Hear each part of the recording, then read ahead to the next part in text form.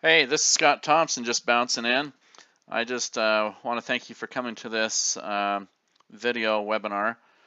It's a short one, and I'm always, as a real estate broker, I'm always talking about residual income and how important it is to have that residual income.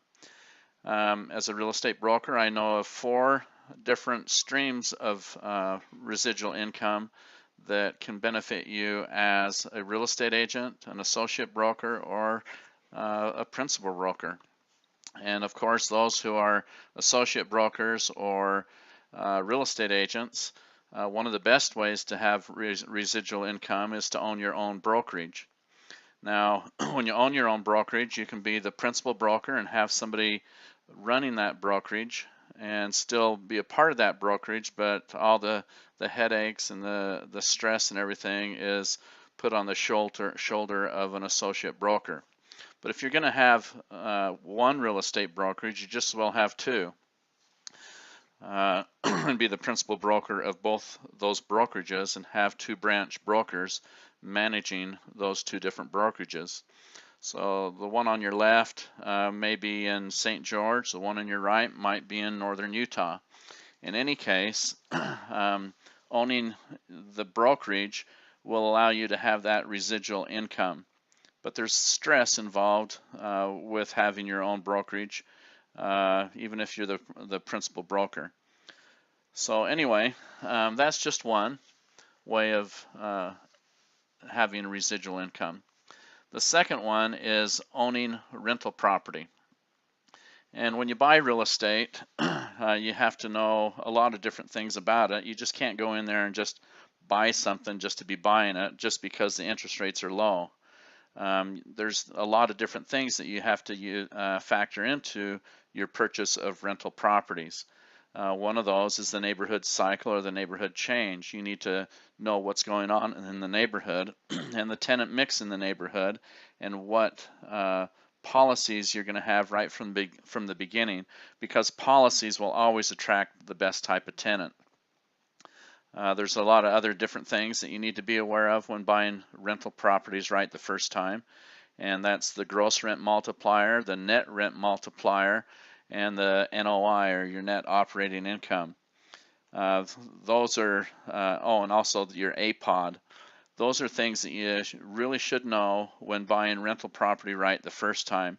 I've seen too many people just go in and buy rental properties just to be buying it, and nickels and dimes them to death.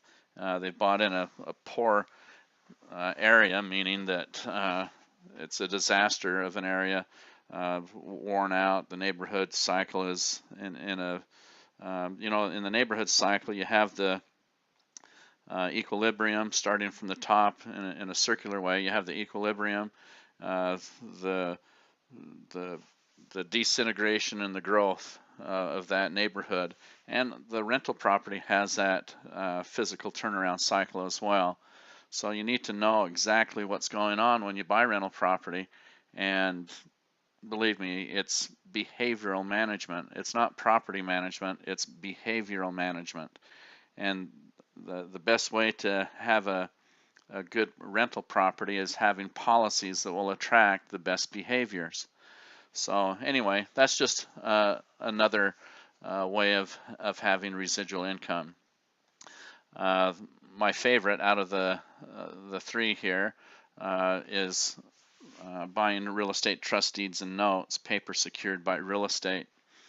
And I have a separate video webinar on real estate trust deeds and notes. I'm sure you've seen ads periodically in different publications, sometimes newspapers, where it will read, "We buy real estate trust deeds and notes, paper secured by real estate." And the real estate is made up of the trust deed and the property. So that's a better way out of the 3. And the reason I feel that way is that you don't have any stress involved. You actually own the note and you're receiving monthly income off of the note. But there is a 4th one, and the 4th one is one that I love most. It's the best, it's the easiest, less stress, no employees, no insurance.